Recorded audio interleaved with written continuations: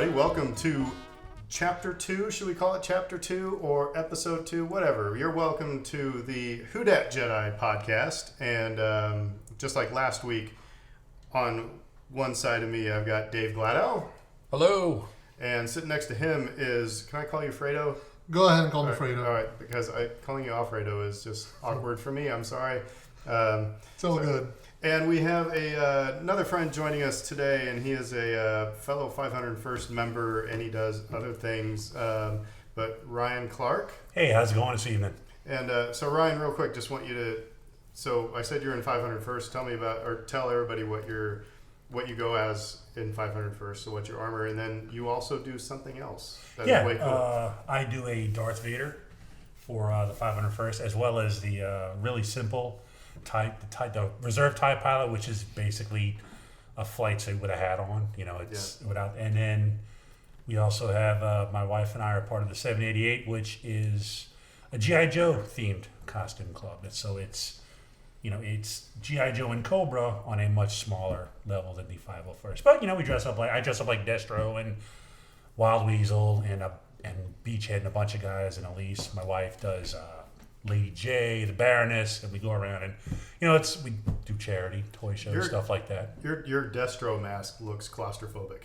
It is, but it's oddly, I don't know, and I've actually had this discussion before.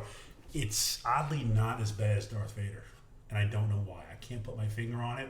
Once Elise can get me into it because it's so tight around the neck and the face, it's difficult to get on. But once she gets it on, I'm fine. For some reason, I don't know if it's the added space between me and the Vader mask, which makes me a little claustrophobic at times, but weirdly enough, the Destro is an easier wear than the Darth Vader mask. Now you know. Yeah, now you know, and knowing is half the battle.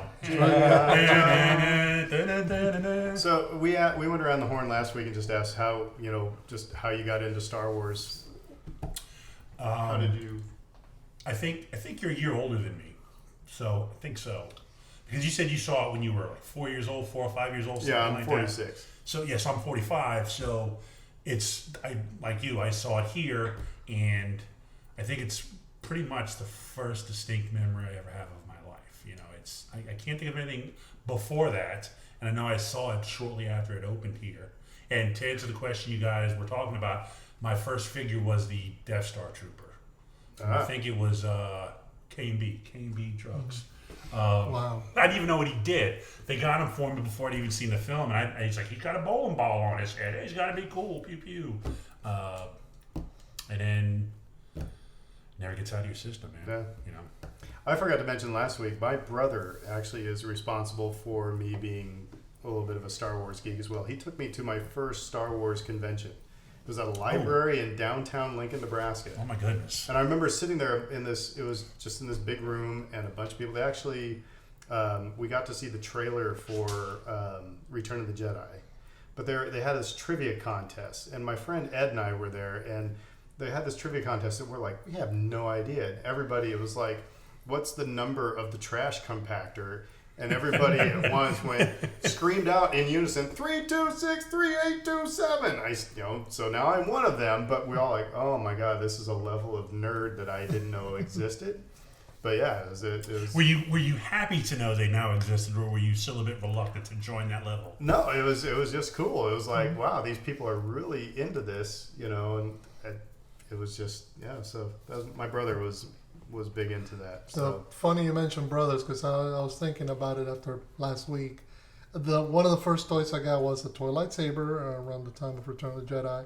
So I got the toy lightsaber. My brother. Real quick, was it the plastic one? It's like a wiffle ball bat, and when you slide, it goes wah wah wah wah. Yes. Yeah.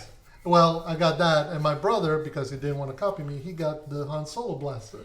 Yes. Which prompted an endless feud of, did I block and return a shot at him, or did he manage to get one shot past me and hit me?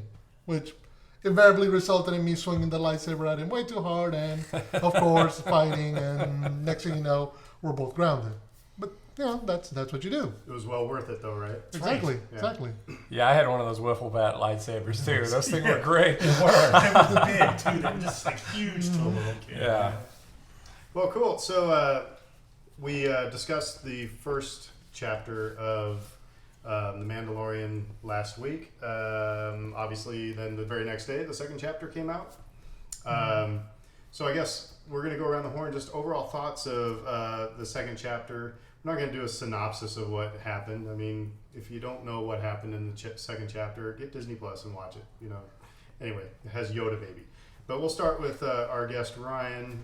Since we haven't heard, go ahead and talk about your chapter 1 and chapter 2. Short stories, I like them both. I like them both a lot, and they're not perfect. They do have little things here and there, but I'm not watching Star Wars for it to be Scorsese or The Irishman or something like that. I just want Star Wars. I want a good Star Wars film. It makes me feel like I'm 3 years old again, and both of those episodes have done it. So whatever nitpicks I might have, I can put my brain on the shelf and just enjoy for what it is, and it's great. It's amazing. So one of the questions we actually asked last week was, how do you know it's Star Wars? How do I know it's Star Wars? If it didn't have Boba Fett and IG-88 and Yoda baby, how would you know it's Star Wars? I think there's a particular vibe to it, a particular enjoyment, like just an overall fun level to it that you don't. If you watch other sci-fi like Battlestar Galactica or whatever else is out there right now, was it Altered Carbon? All of them, Sex, Love, and Robots. They all have a particular thing, but I always said Star Wars, when it's done right, has a very particular enjoyment level to it, a funness, a lightheartedness. It's almost like you're eating a nice, full, enjoyable meal, and afterwards you don't feel bloated. You can still run around and live life and enjoy yourself. So I know that's kind of a abstract concept, but for me, it's like I said, it's the flavoring of it. If you take those characters out, the flavoring of everything you see lets me know it's Star Wars. Lets me know where I can put my brain and what I can expect from it when I'm watching it. All right, fair enough. Cool. So anything in episode 2 or chapter 2? God, why'd they have to mix this up, right? Everything's been episodes for 40 some years. Now they changed to chapters. Because it's not a whole movie. Oh man. So anything in chapter 2 strike you as, what was the biggest takeaway from that? Jawas. I want more Jawas. Like the whole episode was kind of like a side quest, basically. And if it was an MMO, it was basically a side quest.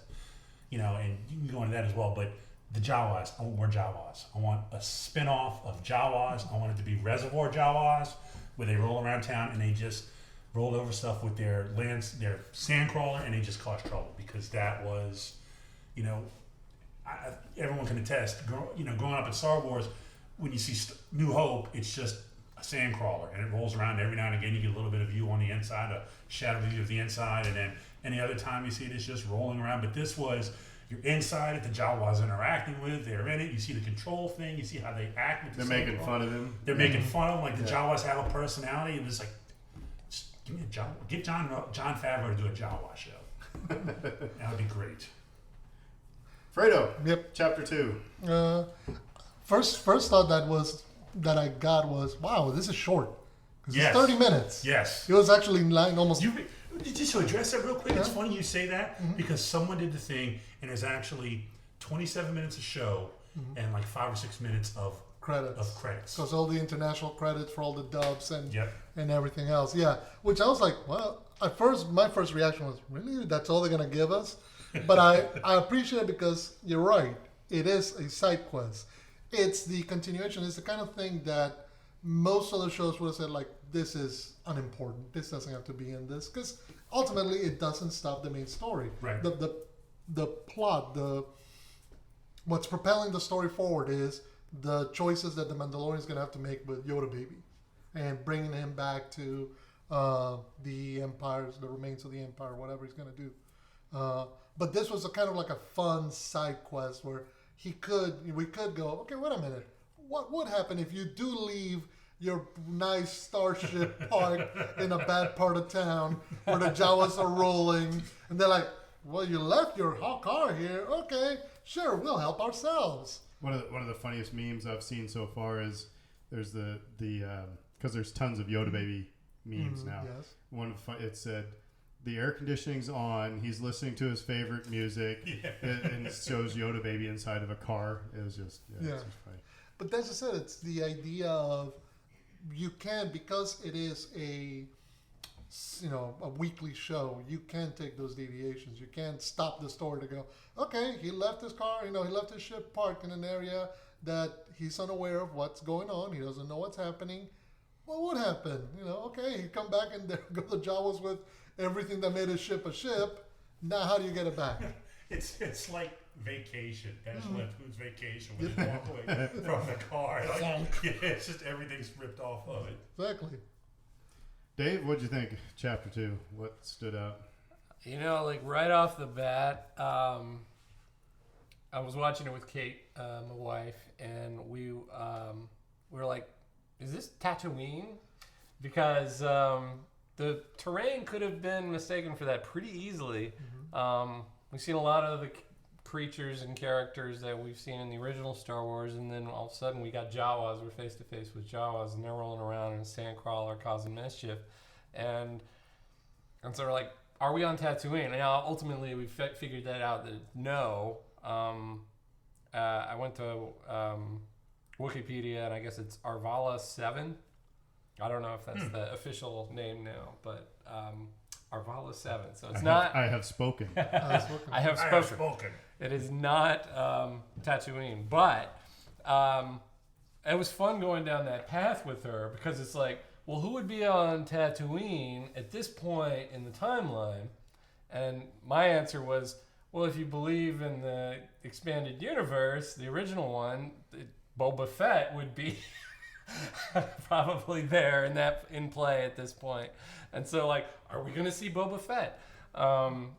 We went wild with our theories at that point. But the Jawas were amazing. Just to echo what you guys were saying, hilarious. I was overjoyed with pretty much everything that I was seeing, especially the egg and the whole egg scene, and that just cracks me up. Suga. Yeah. We should all screaming our wives with eggs. Just use that. But I loved it. And again, too short. I became keenly aware that we're 2 episodes in, and we only have 6 episodes left. And now I'm sad, because I'm really, really digging this show so far. Yeah, to dovetail on it, my impressions of it. Remember, I said last week, how it started slow, and it continued slow. And I'm not trying to be cynical here, because actually, this is like a microcosm of my thoughts of The Last Jedi.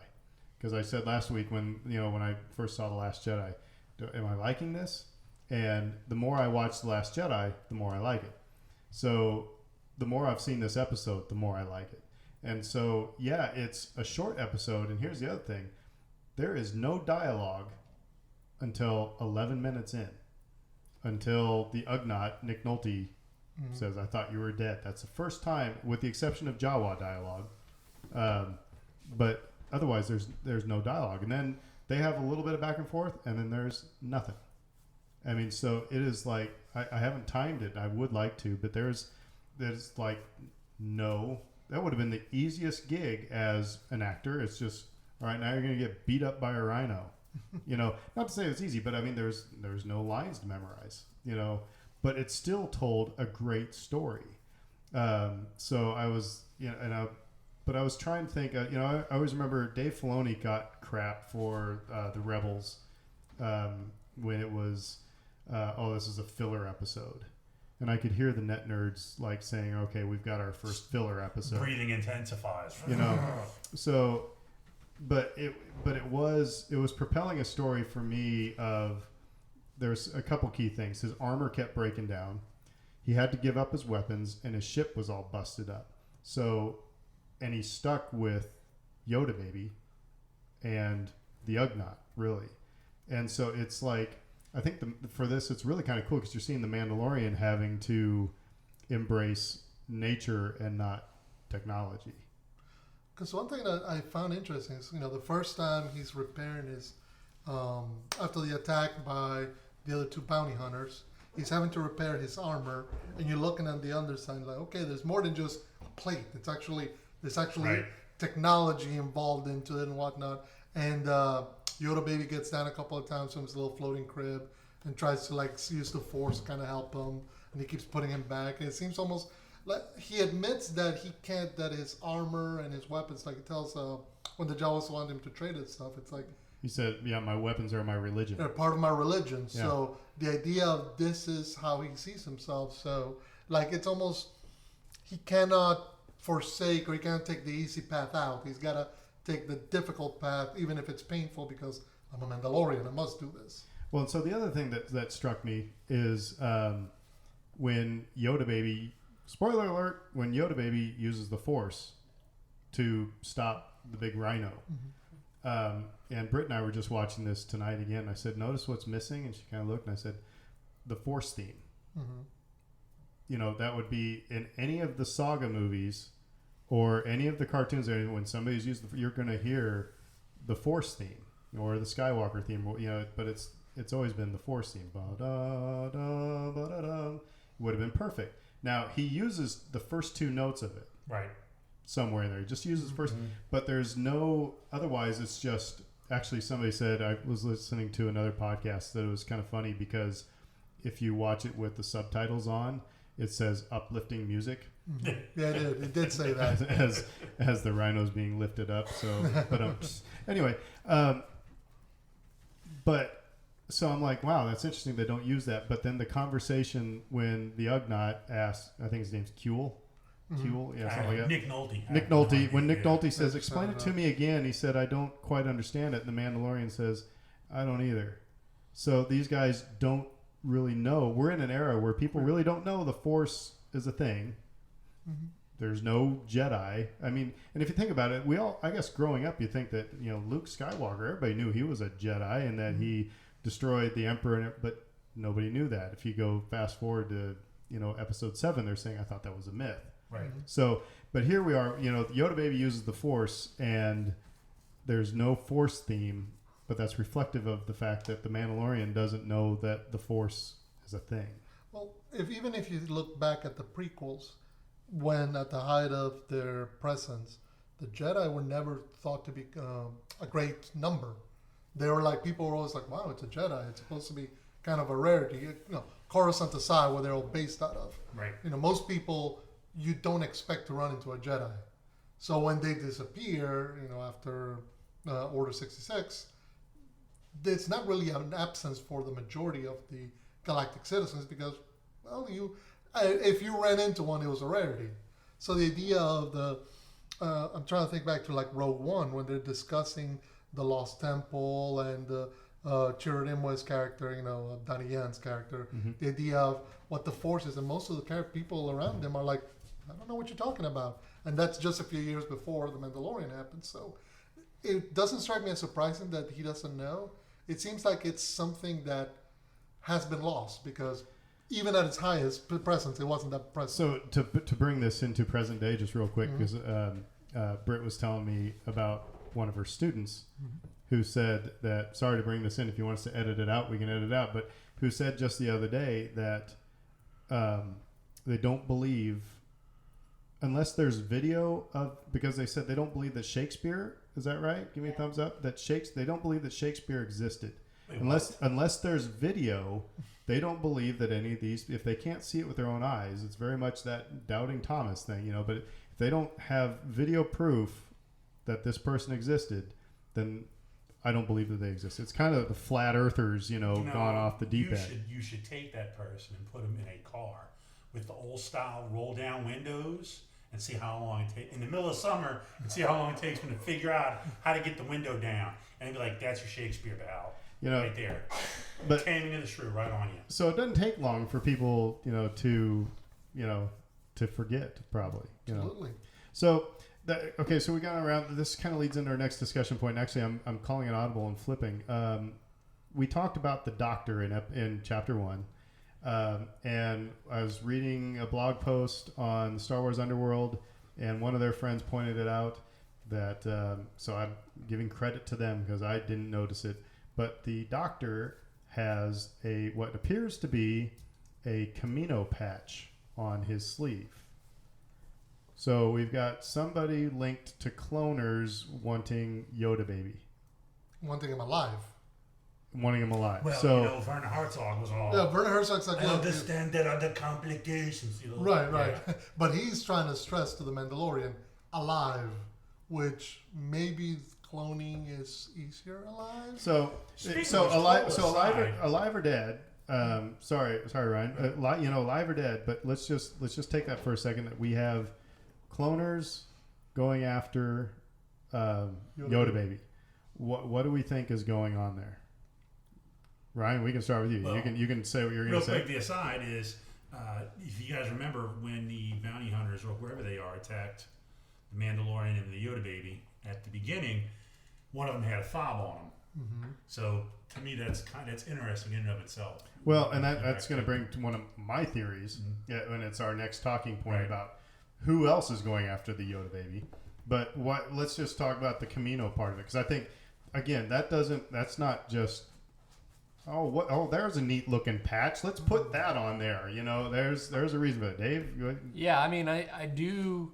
After you told me that, I went back and watched Attack of the Clones just to make sure like the photo hadn't been doctored or whatever. And you're like, yeah, the patch, the logo, it matches up.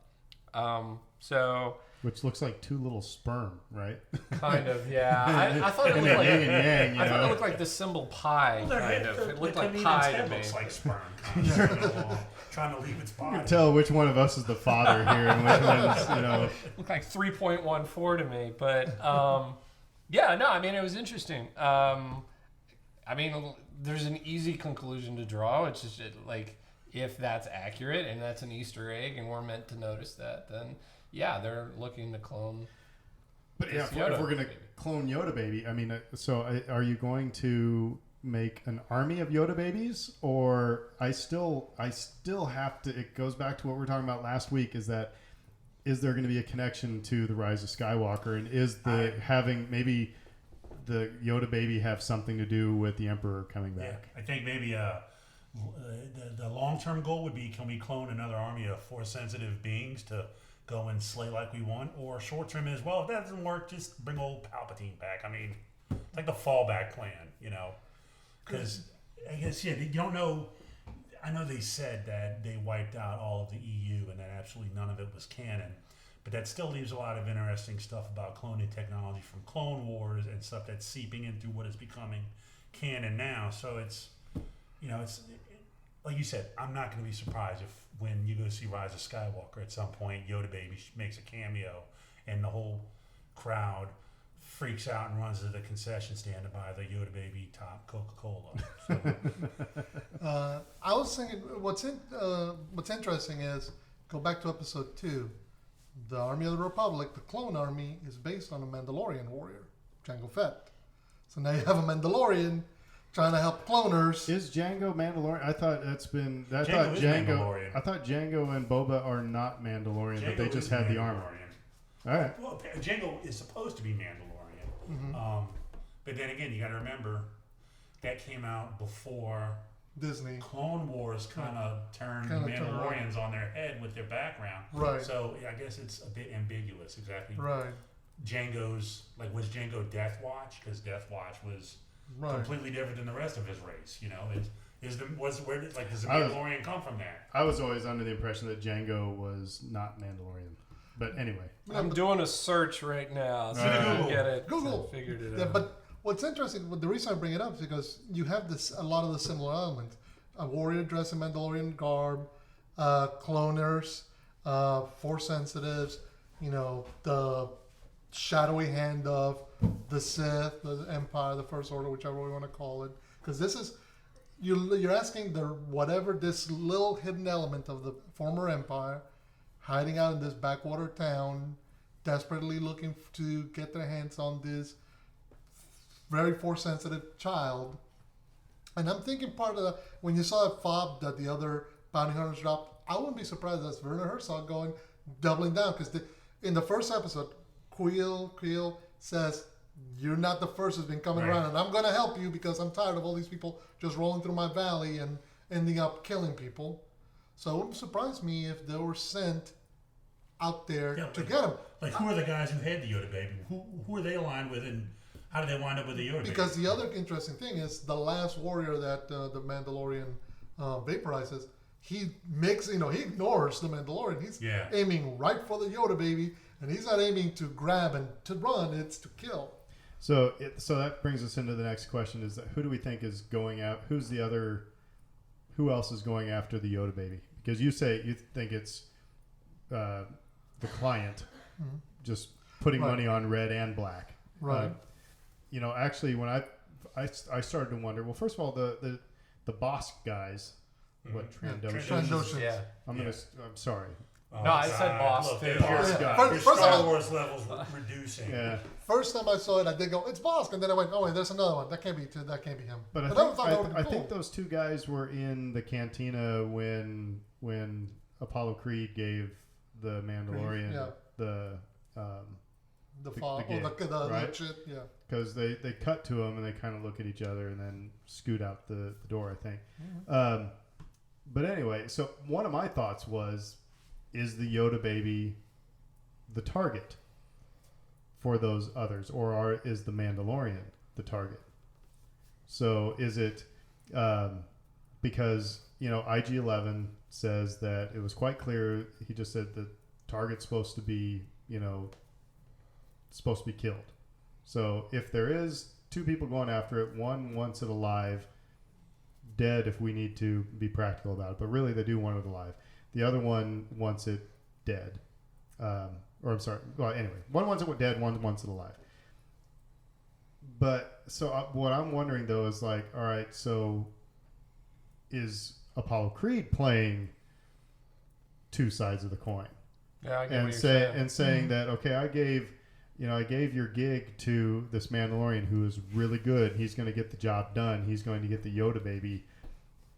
You're going to want to knock him off if you want that Yoda baby dead. Otherwise, you're not going to, because they've made a point saying he's the best. He's blah, blah, blah. So that's why I wonder if maybe IG-11 was just told, your mark is going to be at this place at such and such time. Yeah, independent of whether it was Chubbs, Yeah. who Apollo made Chubbs. Apollo Chubbs. It's who made easy, mine. just back and forth. All in the hips. Yeah, you very easily could have made the Mandalorian the mark just by him succeeding. Like at that point, like he knows too much, so you got to take him out. Not to mention the fact that he's a threat. If he was able to acquire the Yoda baby in the first place, he's a threat. And so. really, that theory of mine went out the window, just like when what Fredo said is that, you see the one boss guy go straight after Right. the Yoda baby and with, axe in hand, and then he gets disintegrated. Which that was another callback. How many people do we see get disintegrated in this I love episode? the fact that Disney's letting, they're not afraid to shy away. In some ways, Disney plays it really safe with The Mandalorian so far, which I don't fault him for. But in other ways, like when he's just vaporized, it's beautiful. When he's just vaporizing the Jawas with that thing of his, just wiping them out, and they're just poof. I'm like, whoa, Disney, wow, that's my $7 right there. Some more of it, but I think you're right. I don't think he's a target. I don't think we're going to get a lot of wheels within wheels with this plot, but there's going to be those basic Star Wars backstabbings. Like I'm sure Chubbs, Apollo Creed, when he took off his red, white, and blue, He wants his boxing money. trunks. Yeah, I'm sure he sent a bunch of guys out, and the Mandalorian at some points could be, I trusted you, Chubbs, and Chubbs like, I gotta get the job done because I'm the bounty hunter guild dude. But So remember, even in the first episode, they said there's not that Right. many jobs. People are not paying guild Right. rates anymore. Right. So it So seems that like market. the liberation of the galaxy has been bad for business. yeah, So when people get stretched, people start doing all sorts of things. yeah. Now, for the record, too, Jango Fett, Mandalore regarded him as a renegade and pretender. So that doesn't clear it up. I wonder if he was with the Death Watch technically. Then. He may have been, or he may have been unaffiliated poser. with Mandalore Which completely. makes sense because if Yeah. you look at it, look at how easily Boba went down in the movies and how skilled the Mandalorian. And you know what? That's another point right there. I hope there are Boba Fett fanboys who are getting tears of anger because they wanted the Mandalorian to be this ultra bad, bleak killing machine that just slaughters everything without any complications, and what we get is basically the Indiana Jones of Mandalorian, who is just getting beat on every 5 minutes. Like, I love the fact that he gets hit so much, and he's always getting beat on. Like, he is not a super killer who just wipes out everything he touches. Actually, he wipes out any human he touches. He has a definite problem with animals. Large animals. Animals. I thought this episode should not be called The Child. It should be called The Mandalorian's Bad Day. Right. I mean, the guy got his butt kicked constantly. Like nasty. So, real quick, this wasn't on our agenda, but what were some, maybe, because we talked about, an Easter egg hunt, some things that I noticed in this was, I still saw one shot when he was climbing up the sand crawler that it looked like the 60s Batman, where you could turn, I could turn my iPad on the side and then, and of course then the Jawas are, looking out the window just like, like there would be Sammy Davis Jr. or whatever looking out the window. The other thing I saw was it seemed like when he's crawling up the sand crawler, it struck me as Monty Python when the French are chucking all the livestock over the edge. Holy Grail. Yeah, it just seemed like the Holy Grail, just chucking all that stuff. So what other like callbacks did you guys see, or maybe homages or anything? Did anything? Because there was the Indiana Jones. There was the Last Crusade. Yeah, that shot when the wall of is coming right at him. And all we needed was the Jawa inside doing the hand motions. Which, by the way, I will tell you, and two 501st guys here, how you know this is Hollywood fiction is because you ever see anybody in armor, nobody runs that fast in armor. No. Now, I know the Boba Fett guys have it a little bit easier because they can bend their legs and stuff, but nobody's running that fast in that armor. But anyway, so Indiana Jones, Indiana Jones, of course, the whole last sequence against the big rhino, that, they're thinking the beast, the rabbit from Monty Python. It looked like the cave of Carbanard. The Carbanard, when he's going to even the bones, they had look at the bones. They had the Ugnaught, but like, look at the fangs on that thing. We needed the holy hand grenade. That's all we were missing at that point. That's right. Now, Dave, you said, what'd you think about, you were talking about the music last week. What'd you think about the music this week? I know I'm calling another audible here. But I liked it a whole lot more. I mean, like, honestly, we talked about the composer having great credentials coming into this, and the final theme that plays over the credits, I really like that a lot. And I know that people have drawn comparisons to Rocky. There's like a moment of crescendo where it's like, which it does have some Rocky beats in it. And so I see that comparison. What'd you think about the music when? Okay, so it was the very last shot when he's taking off and he goes into space, right before the Yoda baby wakes up. I liked it.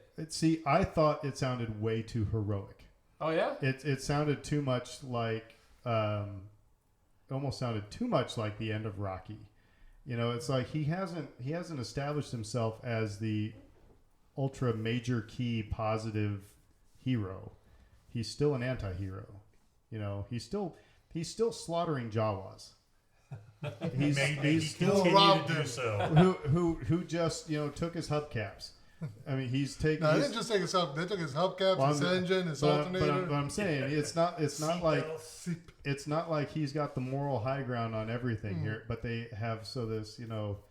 It sounded just way too major key, way too heroic at the end. I think it fit within the tone of the whole episode, though. Like it was all very. We talked about the Monty Python, jocular and.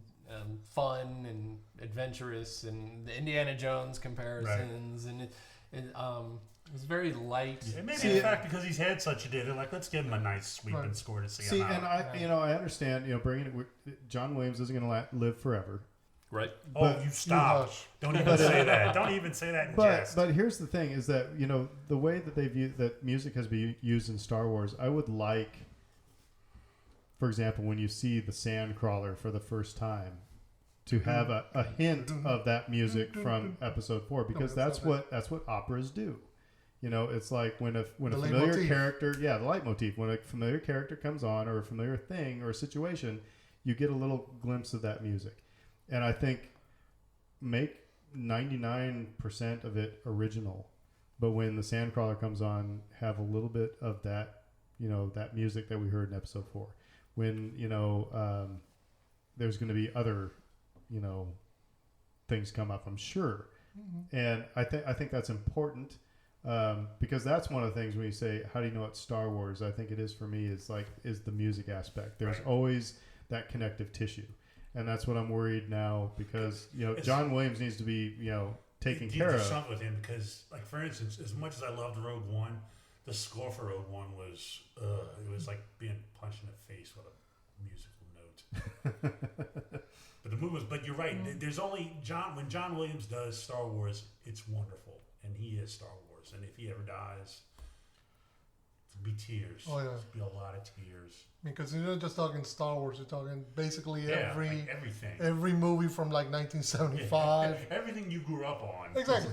It was scored by John Williams. Right. But I think that's really important in Star Wars, is to have that connective tissue. That's why I was surprised Yoda Baby's using the Force, and I was like, you're not hearing the Force theme, and I was kind of let down. But then I just kind of matrixed it in myself. But then you hear the first two notes.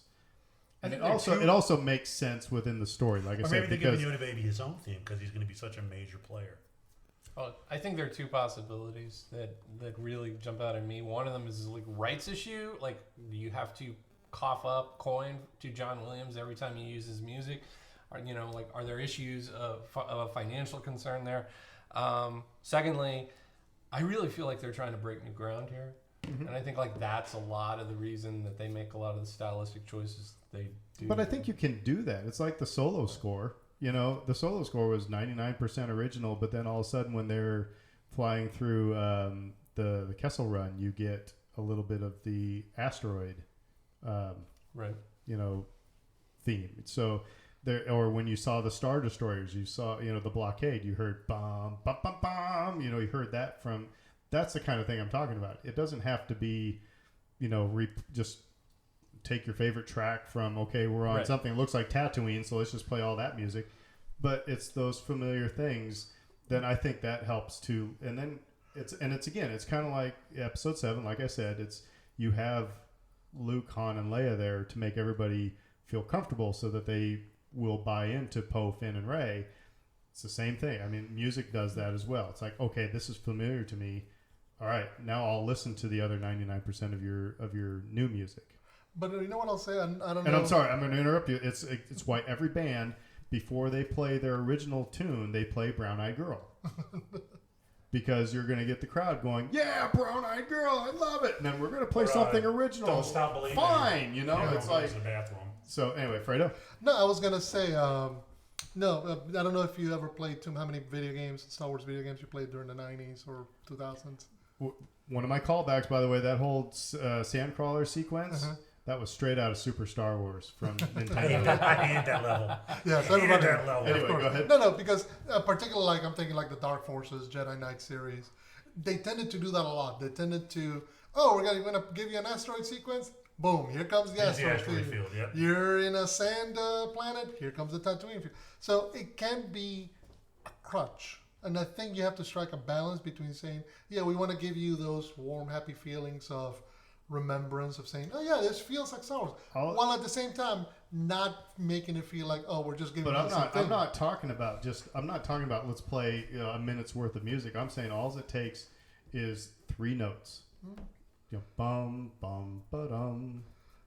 But that's specific. Vader. But I'm saying, it's like, all you would have to do is have a bassoon playing like a couple notes from what was in Episode 4, and it would have made 46-year-old Aaron turn, 4 again. But there it is.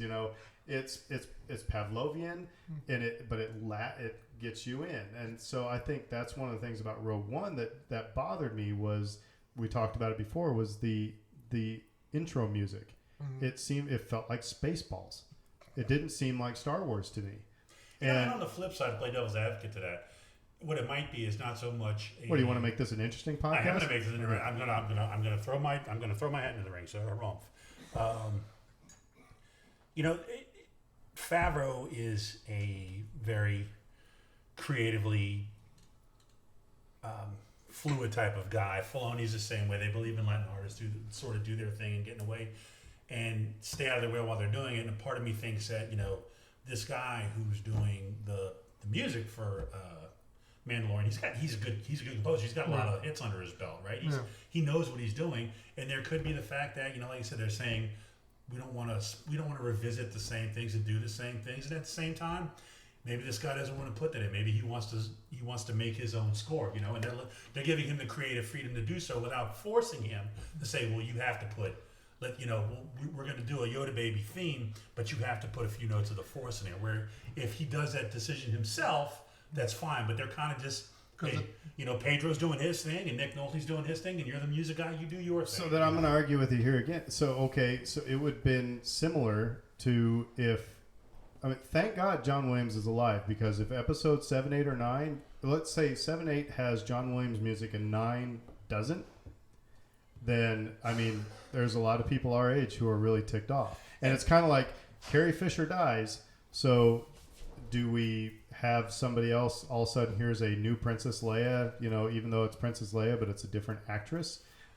So I think with Star Wars music, it needs to be original from movie to movie, but there needs to be familiarity. There needs to be connective tissue. It needs to sound enough like John Williams that it makes you feel comfortable. And I think it's just as much of a character in the movie as Harrison Ford is Han Solo, as Mark Hamill is Luke Skywalker. That's anyway. I won't agree or disagree with that as a statement. And again, I think all of us here are just giant fanboys of John Williams. But the one thing, say something very controversial to all the fans out there, but I will be more sad when John Williams dies than when Carrie Fisher dies. And pretty much, same for me. Pretty much, but I don't have any celebrity. I know she's looking at me, but I don't have CDs of Carrie Fisher talking in my musical selection. Whenever a celebrity dies and friends around me get sad, I'm like, that's how I'm going to be with John Williams. I have exactly. Very when they're doing the Kurt Cobain. Anyway, so you said you're not going to disagree or agree, but I will say this: I think they've made the conscious decision to go away from it, and I think that's obvious at this point. And again, I totally agree with that. It can't be a rehash. It can't be. We're going to bring in a new lead singer and just make you think that it's Steve Perry from Journey. No, it's not. Do your own thing, but it's you got to play the hits. Bryce so Dallas. What if then this has all been a setup, and come the final episode, Yoda Baby's cutting loose, and he's just Yoda Baby and everything, and then they throw those notes in like a final payoff. How would you feel then? I'd be fine. Pavlovian reaction. Sorry, Dave. No, that's fine. Bryce Dallas Howard was recently quoted apparently she's about this. Some of the she's going to do chapter 4. That's impressive. And she said that she was given a lot of creative freedom by Favreau and company to put her own stamp on it. And apparently Ron Howard was flabbergasted by this. I remember, Filoni's one of the showrunners with Favreau.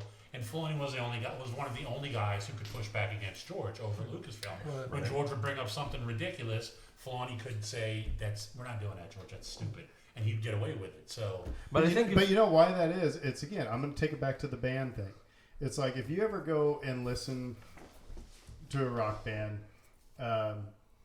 if they play, unless you have been following that band or you're in the mood to listen to all original stuff, you lose an audience because they've come to the club because they want to hear Van Halen, they want to hear AC/DC, they want to hear Brown Eyed Girl, and so you do those things to hook them, and then you're like, we're going to throw in this thing that we like that we wrote.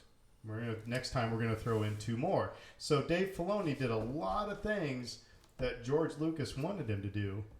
And then when you say, yeah, that's cool, and then about the 3rd time you say, no, I disagree with that one, it doesn't sting as much because he's agreed with a lot. So all I'm saying, I don't disagree with you at all, that I think the music needs to move forward, and we're all going to have to get over it because Star Wars is here for a while, and again, Star Wars is never going away.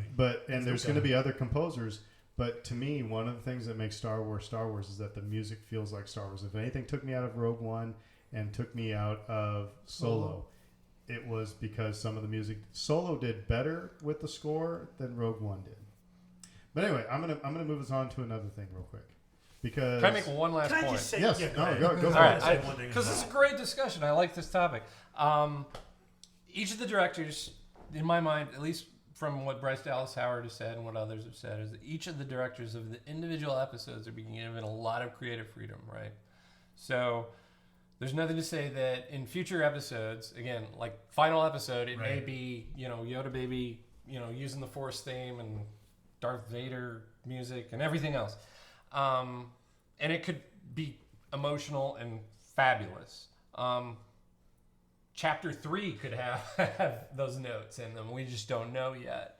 But for Chapter 2, if we're looking just specifically at this episode, I liked what they did because of the quietness that you were talking of with the dialogue. It called for a reserved approach, I think. And again, there was still a lot of comedy and a lot of lightheartedness. And those final notes at the end, I think, were kind of a nod to that. But for me, anyway, it worked. It feels like cowboy music. Yeah. Through most of the episode, we talked about it last week. Yep. I will say, however, Chapter 3 better not have as much damn walking, because we're getting into Lord of the Rings territory with the amount of walking that we have in these 2 chapters. So if trees start walking, then the next week's podcast might be interesting. Anyway, Well, real quick, just want to say this. I think you guys are overlooking the most important fact of the second episode / chapter, in that since you confirmed for me that they were not on Tatooine with these past 2 episodes, that Jawas are like, what are they, a spacefaring race? Do they just get like, do they do people? Are they like tribbles where they get they're like hijacked? Nutria. They're Nutria. Yeah, People they just bring go them in. somewhere else and they're like, we're here. Let's build a sandcrawler. Like, they're a spacefaring race. Yeah. That's amazing. I thought they just lived on Tatooine forever, but no, they're out there. The world just got bigger. Can you It's like imagine? they're there. Can you imagine a Jawa space cruiser? Right. Something like, say, like an old dilapidated Star Destroyer, but Jawa. I'm guessing they're all about this. And I'm guessing they're all smoking pot while they're Right. flying. Exactly. The Jawas, if there's any Star Wars character that smokes pot, it's Jawa. Oh, Yeah, they're driving around looking for eggs. Because they wanted it. That's all they wanted. They wanted they had the munchies. Guys, they're looking for some guys.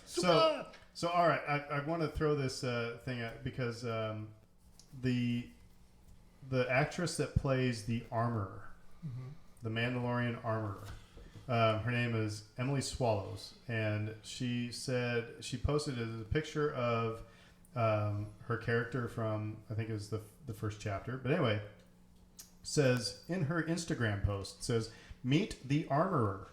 The covert leader of the Mandalorian clan in hiding, she's held in highest esteem and is regarded as the keeper of the old traditions of Mandalore. She is an expert in Beskar foundry work and will help the Mandalorian repair and improve his armor, and she knows more than she lets on, ... So, a couple things that stuck out with me there was the covert leader of a clan in hiding. That's why I go back to wondering if the Mandalorian is the mark. Why would the Mandalorians be in hiding? Well, what's interesting is when he gets from place to place in chapter 1, he's walking like there's no reason for him to hide. He's just a Mandalorian. At the same time, though, when he goes to visit the armor in the foundry, where he brings the Beskar steel that she makes the pauldron out of, that is deep on the ground, secluded. There's kids running around, so it's clearly meant to imply, okay, we are in hiding.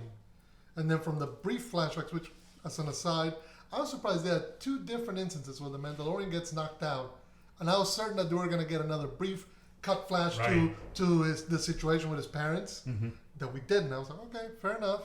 But we get that in chapter 1, and I was wondering, okay, is he somebody that is not necessarily being sought after because of his Mandalorian heritage, or is this now, is this clan hiding from other Mandalorians?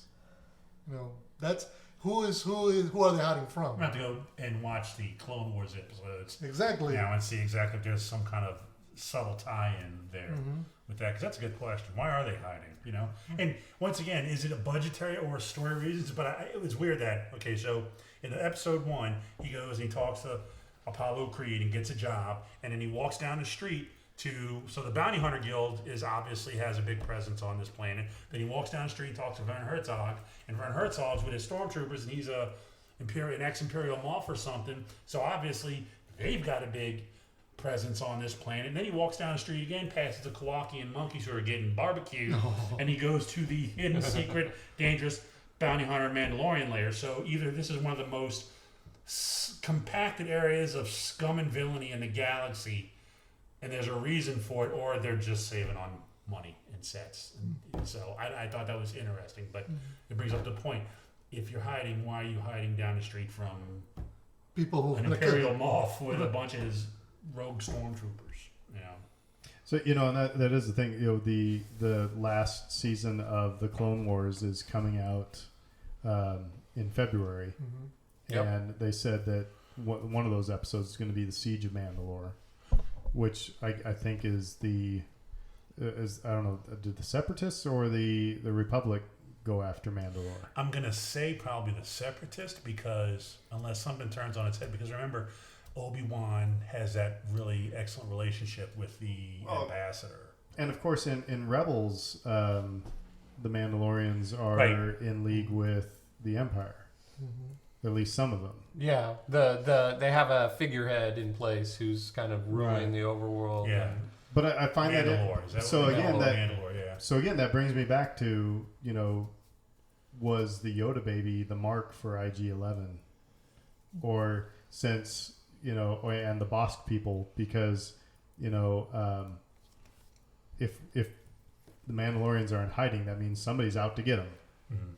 Well, it could be, like you said, I mean, just given his association with the Yoda baby at this point, he could become a mark. But, like, to your point, I think that you're making now, is he himself potentially on the run, or might be, and it has nothing to do with the Yoda baby. So if he takes off his helmet and he's Boba Fett, I'm gonna break my television. I'm never gonna watch a Star Wars film the rest of my life. The thing is like, it's too obvious.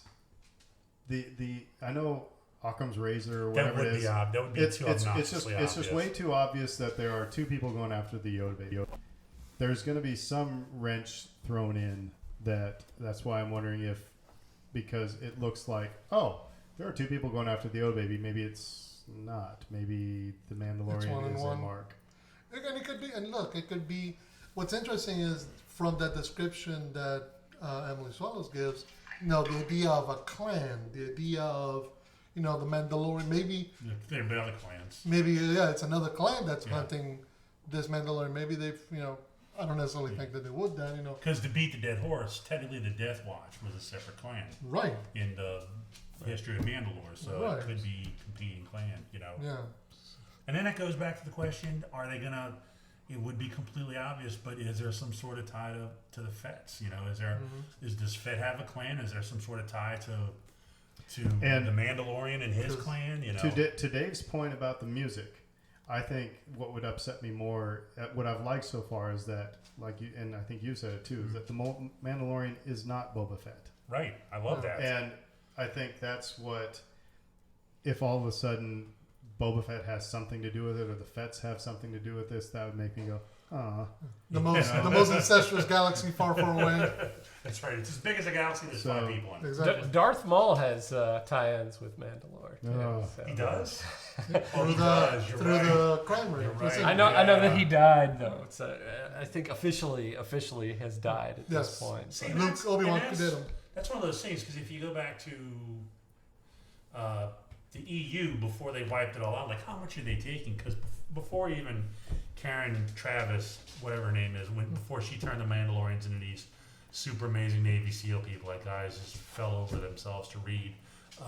If you go back like Knights of the Old Republic with BioWare, one of the tenets was that Mandalorians weren't so much a race as they were people who were adopting other people who had been subjugated somehow. Like the Mandalorians would raid a planet, and once they took over the planet, they would take the best fighters. They would take the children that were left who were orphaned, and they would invite them into the clan themselves and turn them into Mandalorians. Right. And that's when, yeah, you're right. Thinking back to those games, though, it was an interesting twist because it said it was less having to do with bloodlines. It was more cultural. Right. Again, Cultural. plays up like a Greedo could be. That is a perfect segue right now. Perfect to our next topic. Not Mad Yoda Baby, right? No. So Disney Plus has most of the Star. Well, they have all six, right? They have The original trilogy, prequel trilogy, Force Awakens. All right. They don't have yet Last Jedi. Because Netflix still has Last Jedi. They don't have all the Marvel films either. So we have an interesting thing here. If you haven't heard it yet, is that we have yet another change up to the Han Greedo Cantina face off, and it is the infamous McClunky. So hopefully this will work. I'm going to try this, but we'll just listen to it here. I don't have it with me. Tell Jabba.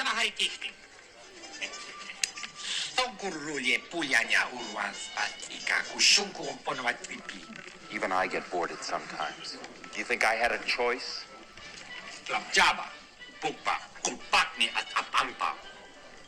Over my dead body.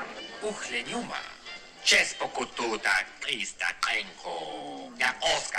I bet you have. It hurts me so much. That is awful. I think we're all in agreement. That is just bad. What would Greedo be saying right there? McClunky. What do you think that is? Do you think that's Rhodian for McClunky? I don't know what it is. It just is. Shoot me! That's what he says. Like, kill me now. I'm gonna take the slowest time ever to shoot you. Shoot me first. And like we were talking earlier, they say that who is it? As Pablo Hidalgo said that the thing is that there are a bunch of edits that Lucas had where he messed around with New Hope, and this was one of those edits that was sitting in the vault. And I don't know why, of all the edits, that's the one that Disney put on the service. So, I want to say, please don't let it be George saying take this one, or maybe it was George saying take this one. You know what's always killed me about A New Hope? Yeah. He's always been so adamant about going back and fixing that scene, which had nothing wrong from day one. No, it was perfect. It was perfectly timed. It gives you a perfect window into the character. And I had no problem. I had no problem loving Han Solo. Yeah. I mean, even though he gunned Greedo, I got it. But he is not necessarily. There was nothing wrong with that scene. Should never be touched. Yeah, he was not the black hat. He was not the white hat. He was the gray hat. He was out looking for number one, which is why it makes his turn around at the last minute to come save Luke so poignant.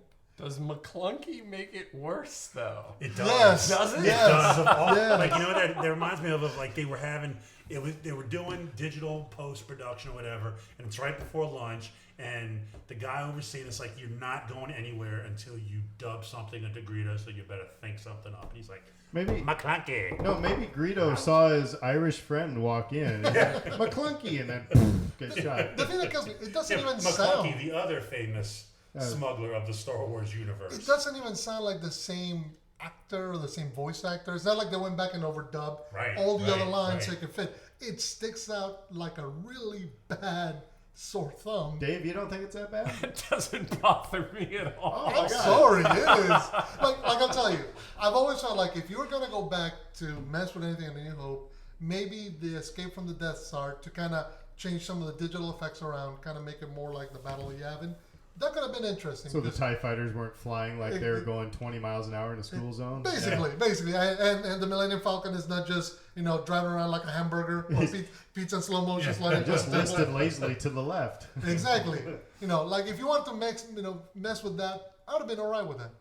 There's no reason, number one, touch that scene way back when to make, Greedo, shoot first. There's no reason to go back and fix it so I both shoot at the same time. Just put it back the way it was. It worked. Those changes are over 20 years old now. Exactly. Oh my God, that's ridiculous. Yes, it is. And here's the thing. I'm still yet anybody. I've yet to hear anybody Still go. haven't gotten over it. Yeah, I've yet to hear anybody go. You know what? They improved it. They improved the movie. That is one thing. It tells you something that of all the changes. I mean, okay, maybe what was the name of the song in Return of the Jedi they added?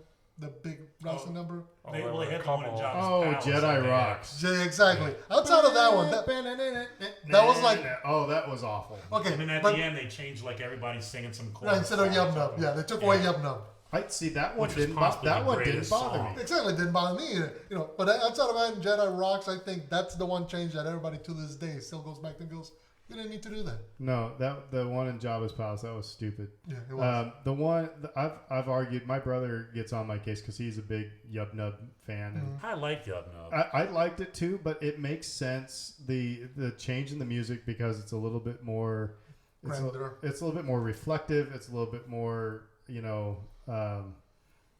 it's less Ewok dance party, more like. I'm sorry, we're gonna have to bleep that part out. That'll be all right. You should But Houdini it. not safe You for should the word. Houdini That's over right. it. But it's man, this has been a long haul. We just beat the Empire. It's like if that happens, you're not gonna start dancing around. You're gonna go, So I actually was okay with that. The Jabba's palace thing one was stupid. was ridiculous. So do you think the McClunky thing was on purpose? Do you think it's like we loaded the wrong one?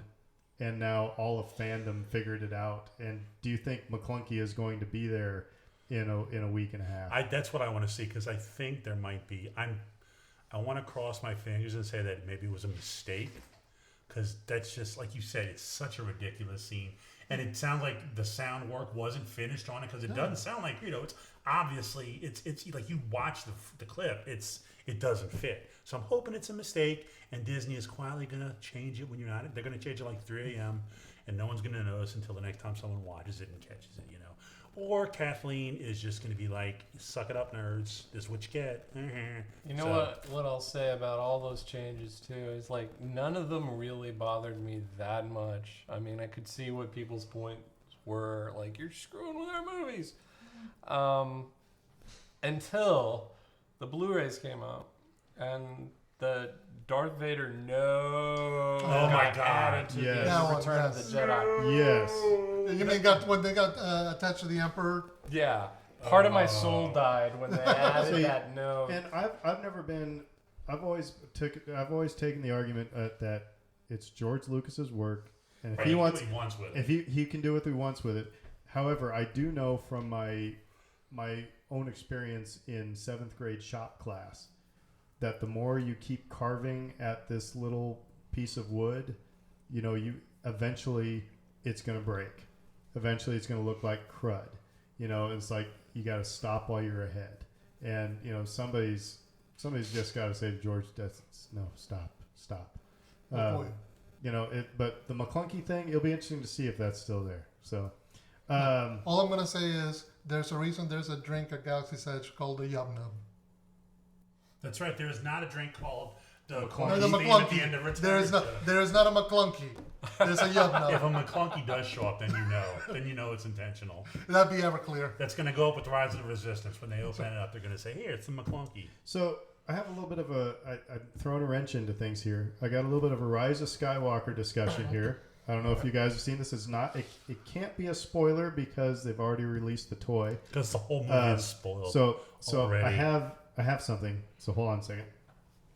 Did you buy something? Did you buy a toy? I did. Oh, this is the discussion we're having. Oh Lord. Oh, folks at home. So This is no.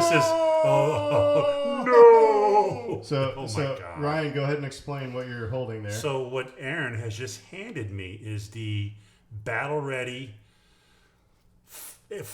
baptism of fire, born in the pits of hate and destruction, C-3PO, armed with a bowcaster and Chewbacca's bandolier, ready to slaughter hapless Imperials and whoever else gets in his way. When I saw this, I was like that. I mean, because I don't collect the Black Series it's a nice 6-inch figures. I don't. But I saw this one with C-3PO with Chewbacca's bandolier and bowcaster. I'm like, I have to have that. So now it begs the question: why does C-3PO have Chewbacca's bandolier and bowcaster. And You- by the you way, wanna he hear came. what I've heard? And by No.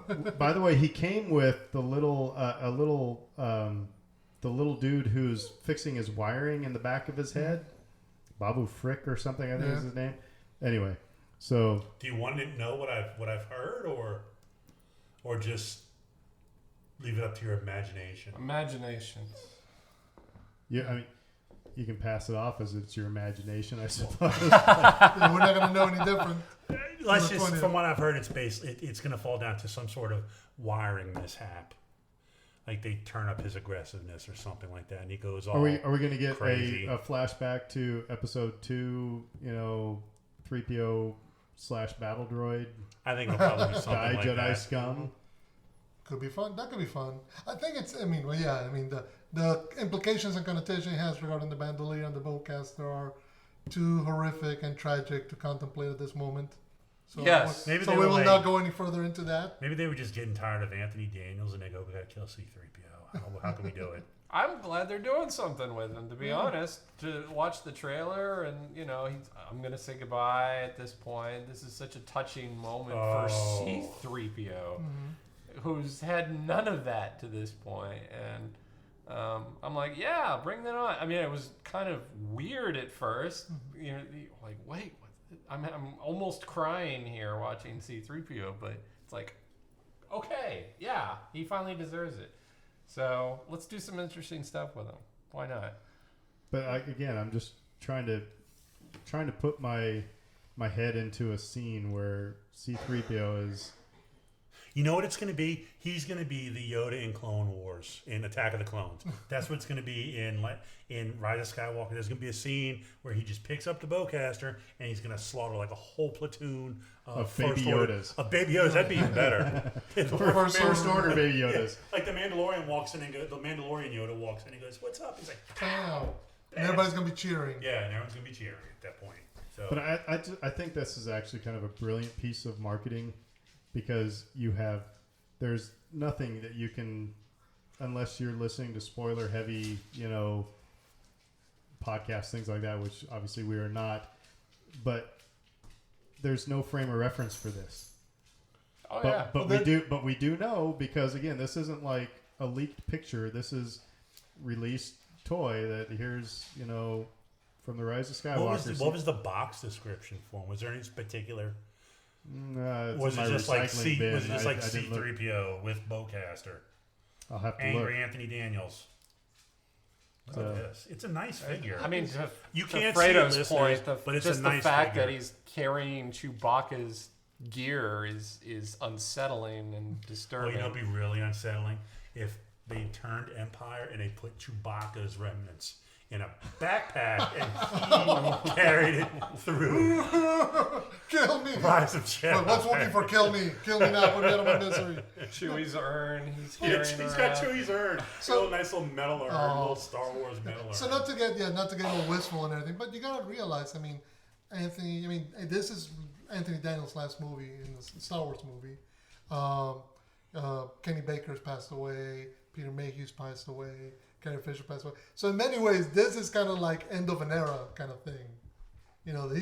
He's the last of the originals. It's gonna be him and Well, they Kenny. had Mark Hamill. Well, Mark Hamill, yeah, and Harrison Ford, who's never going to die. but, right. Harrison and Mark have died on screen though. Yes. well, we were talking about John Williams passing away earlier, and like I would have no problem if at the beginning of this movie, because of course obviously Carrie Fisher has passed away, but if they killed off Princess Leia, I'd have no problem.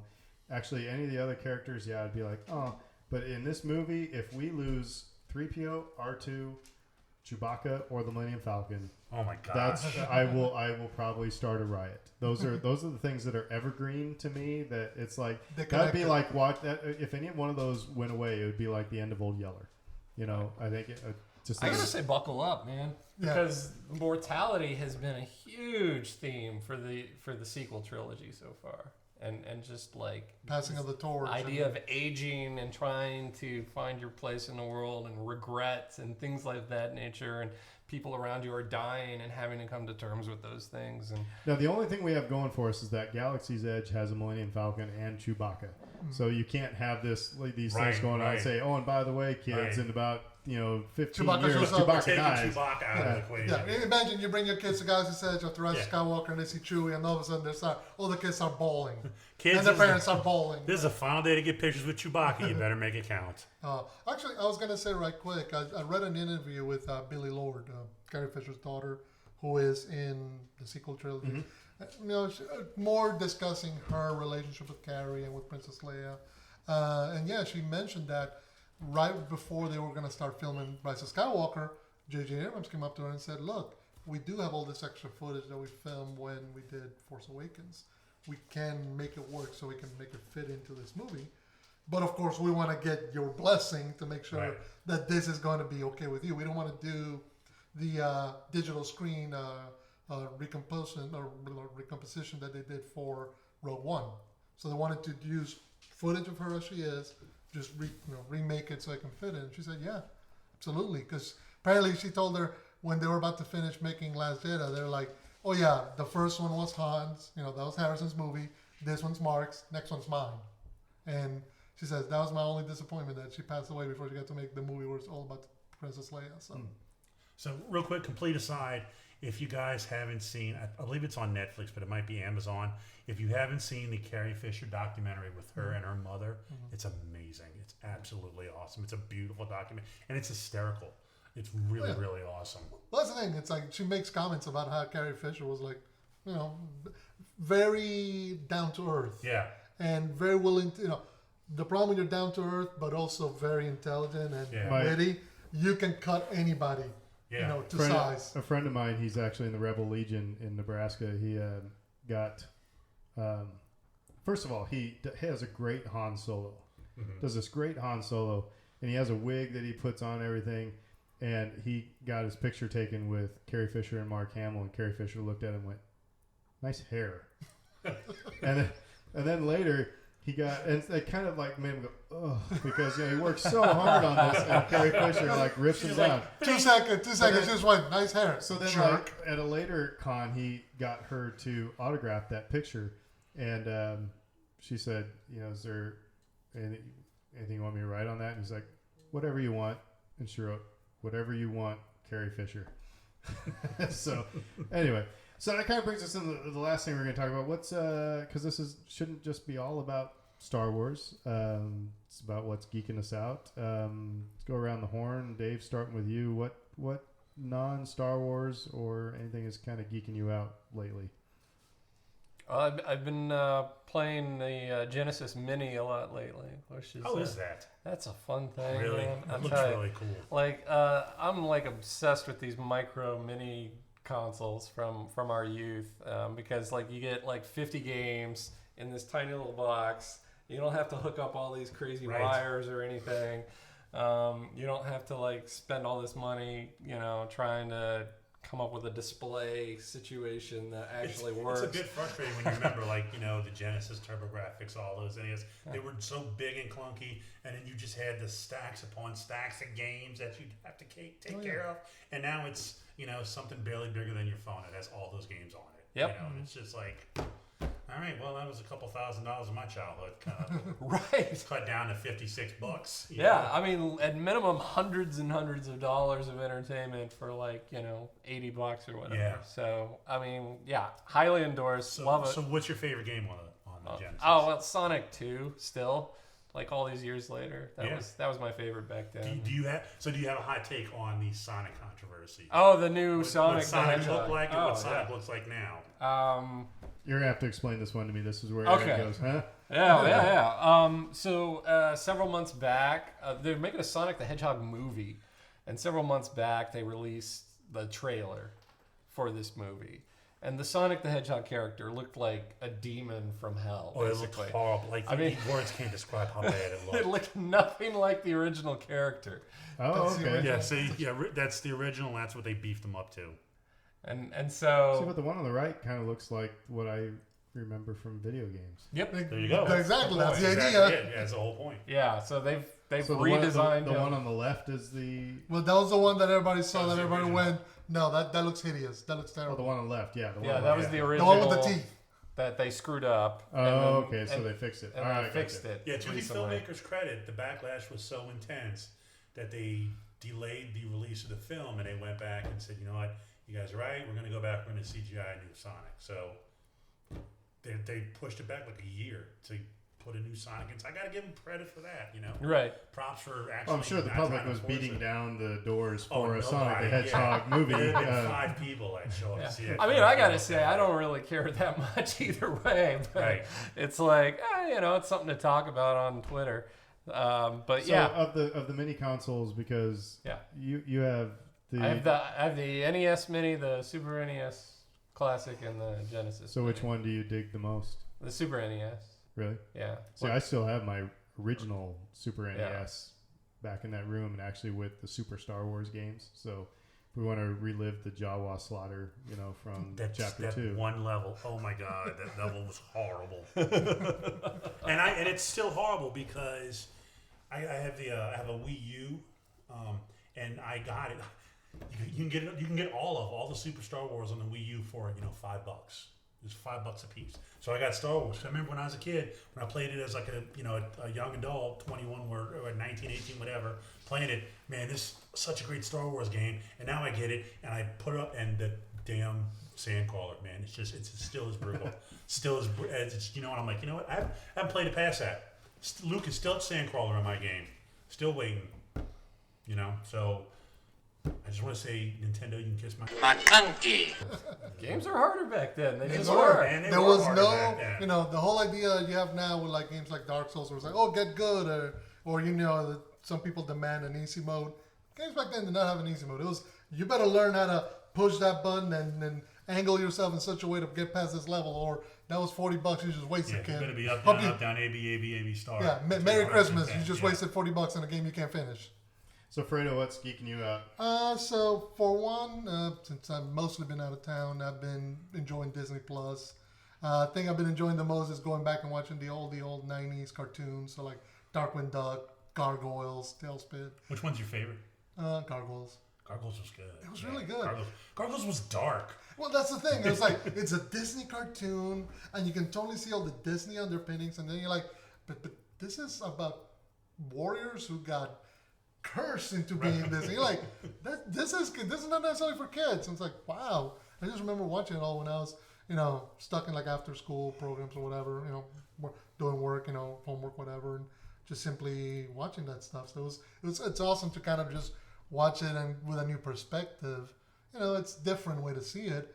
Other thing I've been doing, I've been playing The Outer Worlds, which video game. Heard that's really good. It's really awesome. It's really awesome. If you like RPGs, it's kind of like if you were to take like the most cynical elements of Star Wars, mix it with Firefly, mix it with some of the traditional RPG stuff that people who do that design, and it's really fun. It's very satirical against corporate structure because it's set in a distant future where humanity's colonized a distant solar system, and it's all owned by the corporations. So like they might come after you for killing somebody, not because you killed them, but because that's destruction of corporate property. So it's got kind of a sharp satire tongue, but it's really fun, really engaging. So between those two things and Mandalorian. Cool. Ryan? On HBO, I am currently enthralled with Watchmen. I absolutely, the graphic novel is possibly one of my favorite novels of all time. And I will say this: if you have never read Watchmen, you're going to be completely lost with the HBO series. Unfortunately, like there's not going to be a lot of people watching this series. But if I read Watchmen every year, and if you've poured over it, it's like a gift from that Alan Moore and Dave Gibbons gave you that they won. Well, Dave Gibbons will have a part of it. It's amazing. It's absolutely amazing. And if you love Watchmen, you will love that show because it's just, you can see the skeleton of Watchmen in everything with that show. And it's awesome. And the little throwaway lines, the whole thing with, what's funny, and here's something, like, it's educational. Watchmen the first episode of Watchmen starts off with Black Wall Street and the Tulsa riots. The Tulsa riots in like 1921, and I never realized that was a thing. I thought this was something that they did dramatically to push a really important story beat on, and then you go back and look that historically this happened. It was a real. I never knew that it was a real thing, and they just kind of wiped it out of the history books. And Watchmen is dealing a lot with race and the mask we wear and what we present to each other and what we really are, and it's a really interesting show. And then the second thing is the Amazon walking simulator, Amazon delivery walking simulator, known as Death Stranding. Yes, I had to get that, and I'm engrossed with it. I am in serious fight with my brother because he hates the idea of it just being a walking simulator. He's a guy who loves all the Dark Souls games, all the Bloodborne, all like I said, get good, and it's got a hard wall that you got to overcome, and he's like, I don't think I want to do this because it's just 10 hours. The first 10 hours is just carrying stuff on your back across a digital world, and you can fall over and just lose everything. Look, I'm fascinated with it. It's Kojima, and I was a fan of the early Metal Gear games, but the last Metal Gear games went off the cliff, and I like the fact that without that tactical espionage put into it, Kojima's just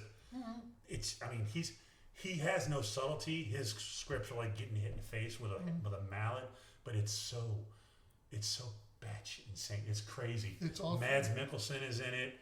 Guillermo del Toro. Yeah, Guillermo del Toro is in it. Norman Reedus and the Crazy Fetus, as they call it, because you wear that baby on your chest and you gotta rock it. You gotta rock the baby, and there's a control.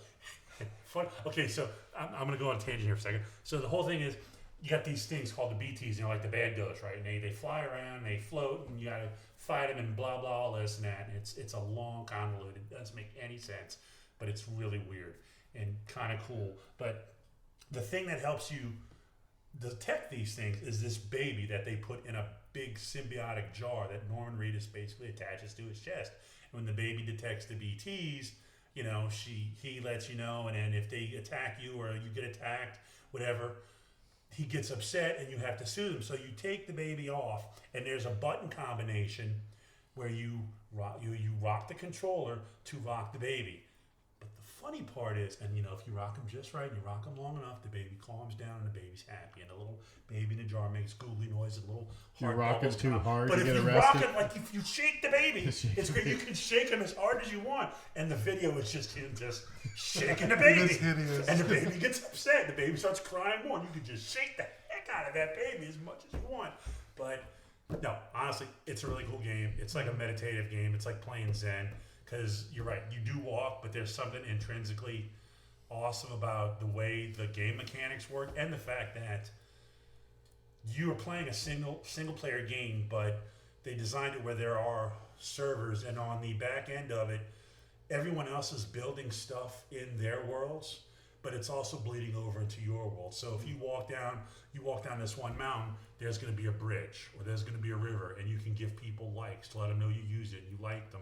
And if someone's building a road, you can put materials into that road to keep building it, and everyone goes back and forth. Like if you walk to this box, you can put boots in this box, and then if another player's walking and he sees it in his world, he can open it up and take the boots and put them on. So that interconnectivity is really interesting, and it's I can't even begin to describe the game because it's nonsense. It's utter nonsense plot-wise, but it's fascinating.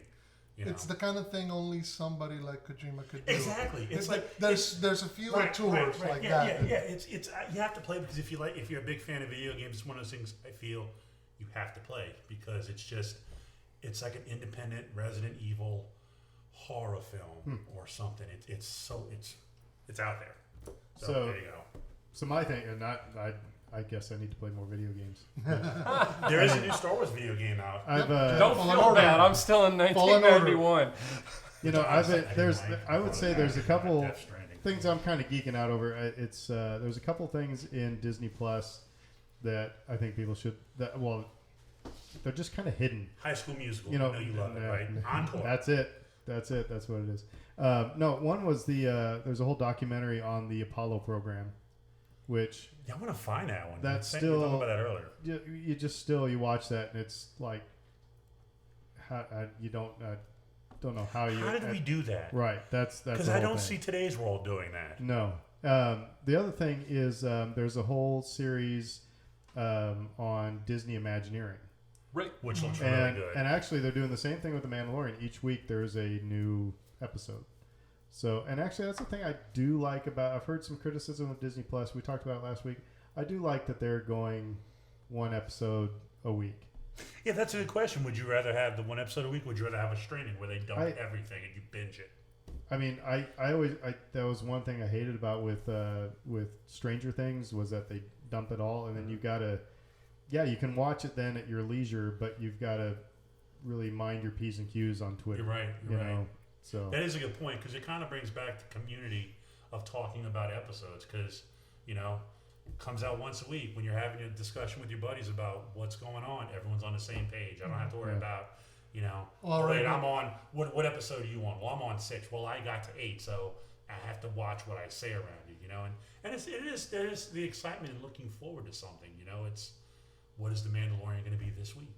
What are they going to do this week? I think that's part of the reason the Yoda baby's all over the internet at this point. It's because people worried about spoilers and stuff. It's like, I don't want to spoil it for people in Europe who can't watch this show yet. Who are not getting it till March. Exactly. USA, USA. But you know what they said? That they get Rise of Skywalker 24 hours earlier. Oh, they do? So Oh, well, there they go. They're going to spoil the heck out of that. They're promising to spoil that. Yeah.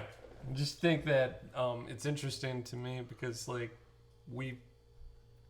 it is coming out every week, and in theory we're all watching it every week. I know that's not the case, but I think people are more comfortable just letting that sort of information just fly at this point. And everybody has a Mandalorian podcast too. Yeah, no, I realized that after we started. I was like, oh, that's, good. That's like the two things that are going to be really popular. On the podcast side, it's Mandalorian podcast. And on the artist side, everyone's going to want Mandalorian and Yoda babies commissions now. For us, it was just a way to get us podcasting. It was the easy way in. So, so with that, I guess just real quick, round the horn. The new episode's dropping tomorrow. What do you think's going to happen? Okay, so I don't think it's going to necessarily happen in this episode, but I'm calling it now that I think Yoda Baby's going to die. I think at some point. Exactly. And that's why. I admire your gumption. I've never seen something so universally beloved in all my life, and I don't believe that Filoni and Favreau knew ahead of time that this creature was going to be as beloved as it was, and I think they have plans to kill it off story-wise. So that's my prediction that's going to happen at some point. So everybody's got to get ready for that. Is that how Gina? See, it made C-3PO faint. I know, right? Yeah. Gina Carano's gonna. That's her entrance. She's gonna walk in and gun down Baby Yoda. Just like she just walks in right off screen and shoots him. Fredo or Bill Burr. That was actually going to be my thing. I think next episode we get Gina Carano. I think now that he's off planet and he's trying to bring it back, it's going to be interesting because I think if we have another episode of the Ugnaught, the Mandalorian, and the Yoda baby, then people might start getting a little antsy. Exactly. Right. So I think we're going to get back to the whole idea of the guild. We still haven't seen what's going to come out of IG-11's shooting, the Mandalorian shooting IG-11. I want to see if they're going to have another model available, but I definitely think we finally get Gina Carano in because somebody's got to come after him after all the other bounty hunters that came after him died. Yeah. I'll say Taika is directing the final episode, so if we have an IG return, it might be the final That'd be episode. the perfect time for it. It would be the perfect time. Yep. So Ryan, what do you think is going to happen? I think that there's going to be some sort of complication that pushes him to the side so that he has to go to another den of scum and villainy to get some information. And I think that's probably, like Fredo was saying, we're going to see either Gina Carano and Bill Burr or both of them, because the one thing I've noticed now is that Disney never actually said, they said we're doing a season of The Mandalorian, so everybody thought, 10 episodes, 1 hour long. I don't think Disney ever actually clarified how long those episodes were going to be. So they still have a lot of stuff they have to toss in, and they're kind of moving like a movie, because I don't think we'll see Nick Nolte again as much as we want to. Mm-hmm. And I don't know if we'll see IG-88, but I think IG-11, I'm sorry. But I think we will. So they got it. They've got 6 episodes left. They got to drop. They got to get these characters in. They hyped them, so they got to show up now. Sooner rather than later. See, I think that we're going to find out that at least IG-11 his mark was the Mandalorian. Mandalorian's going to figure that out. Is that they sent IG-11 for him, and he's going to do a reprogramming a la K2SO to bring him on to his side. Possible. So that's my kind of thought. I don't know though, because it is very So that Man with No IG-11 Name won't- and Lone Wolf and Cub. So I don't know if they want to give him a sidekick. Maybe not until maybe till the last episode when he does Yeah. drop him off, and at that point. But you see, could here's have- Yeah. but see, this again. That's where I think it's going. Is that he's going. His worldview is getting broader. I mean, obviously, he's like I said, weapon is my religion, but I really love this cute little Yoda baby. over He's here. going to adopt him. It's you going to know, turn so into and he's a bounty hunter. he 3 bounty hunters and a little does lady. everything by himself, but he wants the Ugnaught to join his crew. You know, so I think he's growing. He's growing as an individual. So Yeah, he recognizes he needs help, I think, Yeah. at this point. And whether he gets it ultimately, I tend to agree with you. I think that he might. I don't know what form it'll take, but I mean, like, obviously he's got Yoda baby on his side right now, but I don't think that's going to last. But Okay, so then real quick, here's a question. Mandalorian, is he as good as everyone says he is, or just kind of really lucky and kind of riding the good luck that he's had? I think it's good. I think what it's showing you though is the limitations that being the lone gunslinger in the Right. galaxy is. Like you were saying in regards to he's learning that power of teamwork. Mandalorians is about a clan. Right. It's not It's not about the an individual. individual. Right. So But he's someone who presented from the outset as being by himself. He's got nobody. He made an offering to Nick Nolte, Ugnaught, Krill, whatever his name is, to join his crew. Somebody got to fix that carbon freezing in his ship. Exactly. Somebody's got to keep an eye So on it. the idea of learning how to expand his universe, as you put it, beyond himself may lead towards all that. I mean, it's a major theme when just in terms of the baby, like the lone wolf and cub, like you're Right. talking about. It's like I have to take care of this thing now, and yeah, I mean, it'd be fun to see it progress even further beyond that. So does he turn the baby over? No, the obvious answer is he doesn't. Right. But do you think he does? Where do you think this show's going to go with that?